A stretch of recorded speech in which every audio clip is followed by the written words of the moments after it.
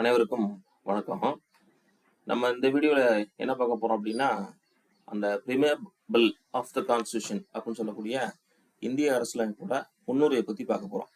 சரிங்களா? ரொம்ப முக்கியத்துவம் வாய்ந்த ஒரு டாபிக் இந்த டாப்பிக்கு. அடிக்கடி ரிப்பீட்டடாக எல்லா விதமான எக்ஸாம்ஸ்லேயும் கொஸ்டின் கேட்கக்கூடிய ரொம்ப எளிமையான, ரொம்ப முக்கியத்துவம் வாய்ந்த ஒரு தலைப்பு. சரிங்களா? இந்திய அரசியலமைப்போட முன்னுரை. சரிங்களா? ஸோ இதுக்கு முன்னாடி 3 வீடியோஸ்லயும் நம்ம வெவ்வேறு விதமான தலைப்புகளில் பார்த்தோம். இப்போ பார்த்தோம் அப்படின்னா இந்த முன்னுரையை பற்றி பார்ப்போம். ஸோ லாஸ்ட் 3 வீடியோவில் நம்ம என்னென்ன பார்த்துருக்கோம் அப்படின்னா, ஃபஸ்ட்டு என்ன பார்த்தோம், வரலாற்று பின்னணின்னு சொல்லக்கூடிய ஹிஸ்டாரிக்கல் பேக்ரவுண்டு. சரிங்களா? இந்த இந்தியன் கான்ஸ்டியூஷனோட வரலாற்று பின்னணி என்ன அப்படிங்கிறத நம்ம பார்த்தோம். ஸோ அதுக்கப்புறம் ரெண்டாவது பார்த்தீங்கன்னா சாலியன் ஃபீச்சர்ஸ் ஆஃப் நம்மளுடைய கான்ஸ்டியூஷன். சரிங்களா? இந்திய அரசியலமைப்போட சிறப்பு அம்சங்கள் அப்படிங்கிறத பார்த்தோம். சரிங்களா? ஸோ அதுக்கப்புறம் பார்த்தீங்க அப்படின்னா இந்திய கான்ஸ்டியூஷன் எங்கேருந்து எடுத்தாங்க, சோர்சஸ் ஆஃப் கான்ஸ்டியூஷன், இதனுடைய மூலங்கள் என்னென்ன அப்படிங்கிறத பார்த்தோம். ஸோ அதனுடைய தொடர்ச்சியாக நம்ம இன்னைக்கு என்ன பார்க்க போகிறோம் அப்படின்னா கான்ஸ்டியூஷனோட முன்னுரை. சரிங்களா? முன்னுரை அதுதான் சொல்றான். இது ஆங்கிலத்தில் சொல்றான்னா பிரியாம்பிள் அப்படின்னு சொல்லிட்டு சொல்றான். சரிங்களா? பிரியாம்பிள் அப்படின்னு சொல்லிட்டு சொல்றான். ஸோ இது ஒன்றும் இல்லை, நம்ம இப்போ ஒரு புத்தகம் எழுதுறோம். சரிங்களா? ஒரு புத்தகம் எழுதுறோம் அப்படின்னா அந்த புத்தகத்துக்கு ஒரு முன்னுரை இருக்கும் இல்லையா? ஒரு முன்னுரை, ஒரு ஆத்தர் இருக்காரு. அந்த புத்தகத்துல ஒரு 500 பக்கம் 600 பக்கம் இருக்கக்கூடிய புத்தகம், இல்லை ஒரு 100 பக்கம் 200 பக்கம் இருக்கக்கூடிய புத்தகம்னு வச்சுக்கிட்டீங்கன்னா கூட அந்த புத்தகங்களுக்கு ஒரு முன்னுரை எழுதுவார் இல்லையா? அந்த முன்னுரையை தான் நம்ம அரசியலமைப்போட முன்னுரையாக தான் நம்ம இந்த பிரியாம்பிள பார்க்குறோம். சரிங்களா? பிரியாம்பிள பார்க்குறோம். இது ரொம்ப ரொம்ப முக்கியத்துவம் வாய்ந்த ஒரு விஷயம். இந்த முன்னுரையை பொறுத்த மட்டும் நம்ம எங்கிருந்து இந்த விஷயத்தை எடுத்துக்கிட்டோம் அப்படின்னா, நம்ம அன்னைக்கே பார்த்தோம், யூஎஸ்ஏல இருந்து எடுத்தோம். சரிங்களா? யூஎஸ்ஏல இருந்து எடுத்திருக்கோம். யூஎஸ்ஏ கான்ஸ்டியூஷன் அப்படிங்கிறது வெறுமனா 3 மாசத்துல எழுதப்பட்ட ஒரு கான்ஸ்டியூஷனு.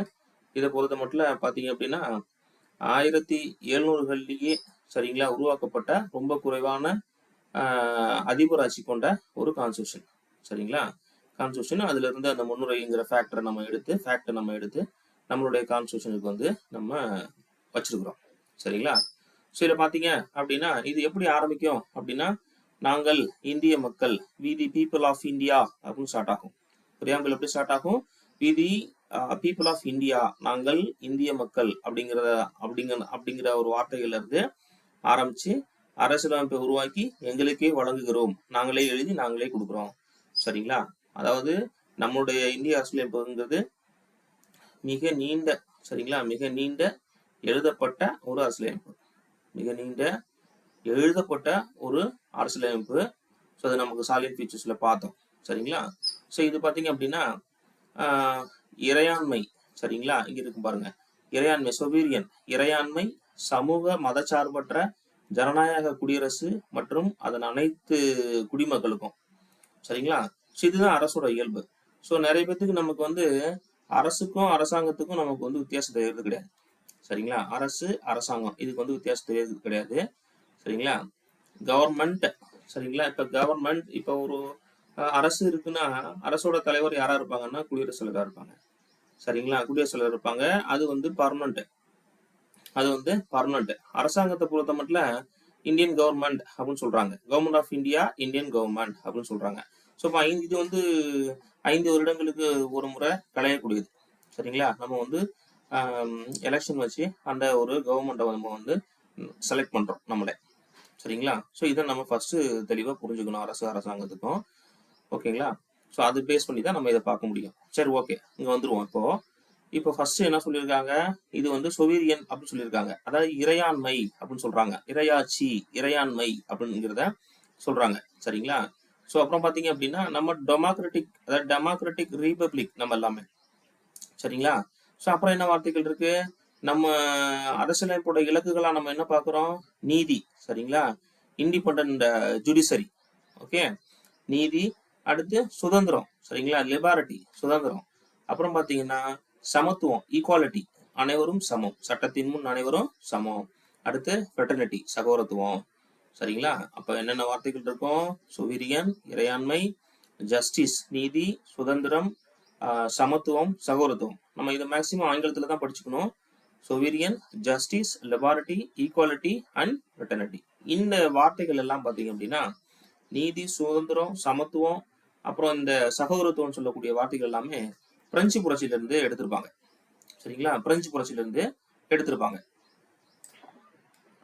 இந்த பிரெஞ்சு புரட்சி அப்படிங்கிற விஷயத்த பொறுத்த மட்டும் 1789 இருந்து, சரிங்களா, 1789 இருந்து 99 காலகட்டங்கள்ல இந்த பிரெஞ்சு புரட்சி ஏற்பட்டிருக்கும். இந்த பிரெஞ்சு ரிவால்யூஷனை பொறுத்த மட்டும் நம்ம என்ன சொல்றாங்க அப்படின்னா, அந்த பிரெஞ்சு நாடு இருக்கு இல்லையா, அங்க அங்க ஏற்பட்ட அந்த அரசியல் களங்கள்ல ஏற்பட்ட பண்பாடு மாற்றங்கள், அதாவது குடியரசு ஆட்சி முறை அப்படிங்கிற மாதிரி சொல்லுவாங்க. மக்களால் தேர்ந்தெடுக்கப்படக்கூடிய அரசாங்கம் அமையக்கூடியதுக்கு வழிவகை அமைச்ச ஒரு புரட்சியா வந்து அந்த பிரெஞ்சு ரெவல்யூஷனை பாக்குறாங்க. சரிங்களா? பாக்குறாங்க. அதாவது இன்னும் நம்ம வெளிப்படையா சொல்லணும் அப்படின்னா மன்னராட்சி ஒழிக்கப்பட்டிருக்கும். மன்னராட்சிக்கு பதிலாக மக்களாட்சி அங்க வந்து உருவாக்கப்பட்டிருக்கும். சரிங்களா? சோ அந்த இடத்துல இருந்து தான் நம்ம இந்த வார்த்தைகள் வந்து நம்ம எடுத்திருக்கோம். ஜஸ்டிஸ், லிபர்ட்டி, ஈக்குவாலிட்டி, ஃப்ரெட்டர்னிட்டிங்கிற வார்த்தைகளை வந்து எடுத்திருக்கோம். ஸோ இது வந்து கொஸ்டின் கேட்பாங்க. இது ரொம்ப முக்கியம். சரிங்களா? ஸோ இப்போ உள்ள வந்துருவோம். ஸோ இப்போ கான்ஸ்டியூஷன் ஃபர்ஸ்ட் எழுதும் போது இந்த விஷயங்கள் எல்லாமே இருந்தது. First justice. ஜஸ்டிஸை பொறுத்த வரைக்கும் இண்டிபெண்ட், அதாவது வந்து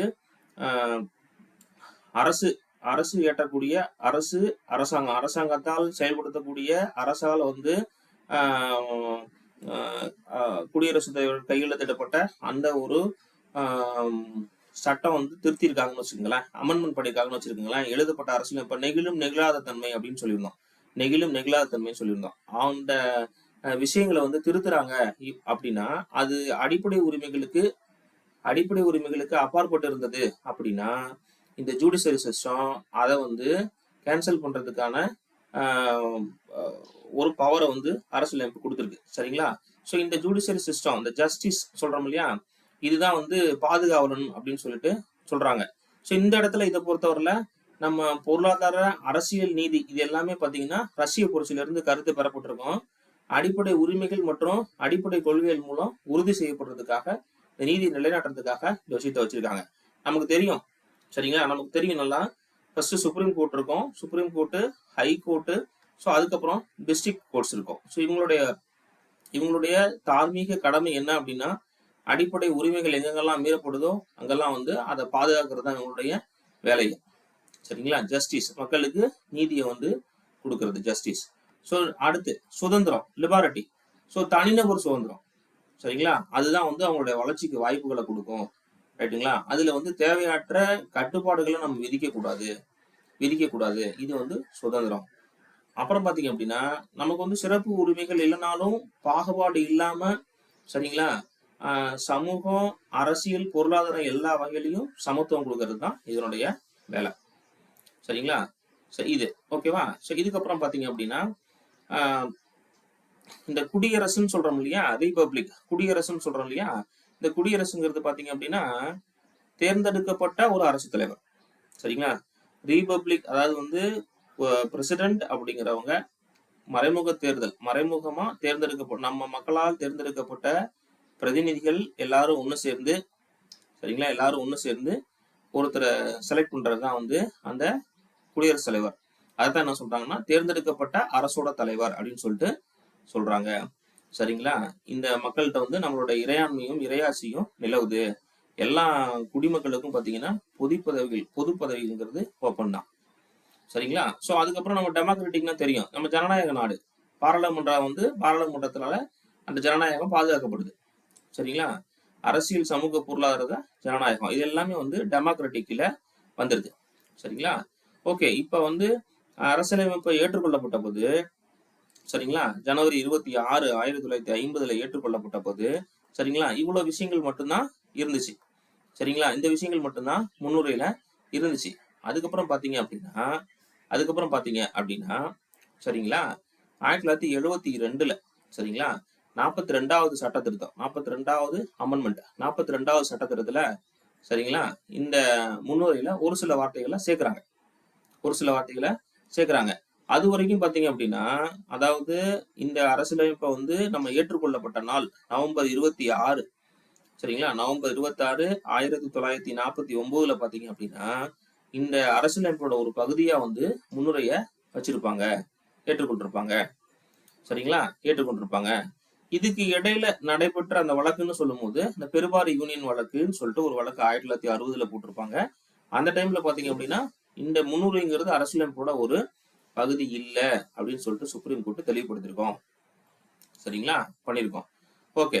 இதுக்கப்புறம் பாத்தீங்கன்னா, குட்டி அரசியலமைப்பு சட்ட திருத்தத்துல குட்டி அரசியலமைப்பு சட்டம்னு சொல்லிட்டு 42வது சட்ட திருத்தத்துல ஒரு விஷயங்களை சேர்த்திருப்பாங்க. இதுல வந்து பாத்தீங்க அப்படின்னா, சோசியலிஸ்ட், செக்யூலர், ஃப்ரெட்டர்னிட்டி இந்த வார்த்தைகள் எல்லாமே சேர்த்திருப்பாங்க. இந்த வார்த்தைகள் எல்லாமே சேர்த்திருப்பாங்க. சரிங்களா? இந்த சோசியலிஸ்ட் அப்படிங்கிற வார்த்தை வந்து கலப்பு பொருளாக இருக்கும். அதாவது காந்திய சிந்தனையும் மார்க்சிய சிந்தனையும் சேர்ந்ததுதான் வந்து இந்த கலப்பு பொருளாதாரம்.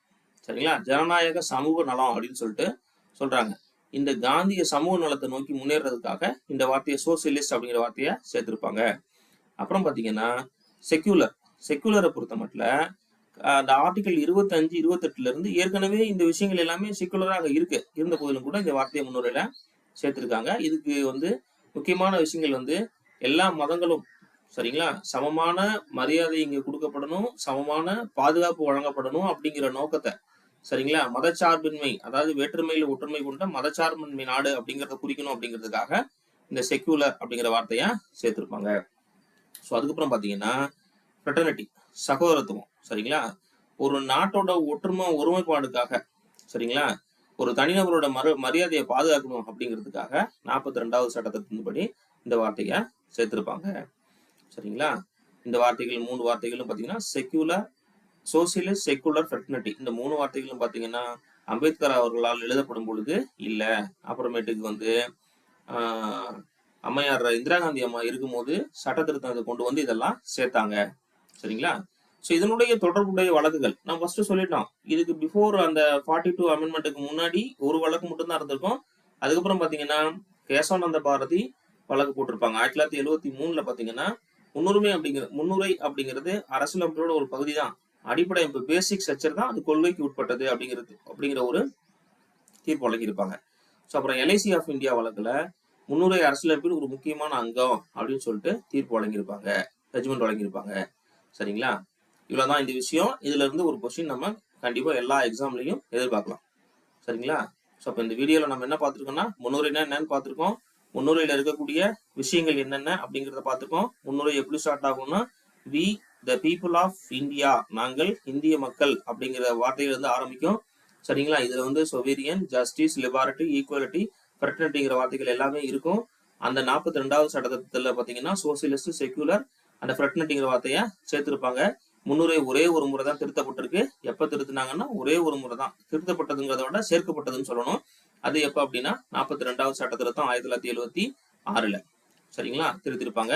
இந்த முன்னுரையோட தொடர்புடைய வழக்குகள்னு நம்ம பார்க்கணும் அப்படின்னா 3 வழக்குகள் தான். பெருபாரி யூனியன் வழக்கு, கேசவானந்த பாரதி வழக்கு, எல்ஐசி ஆஃப் இந்தியா வழக்கு.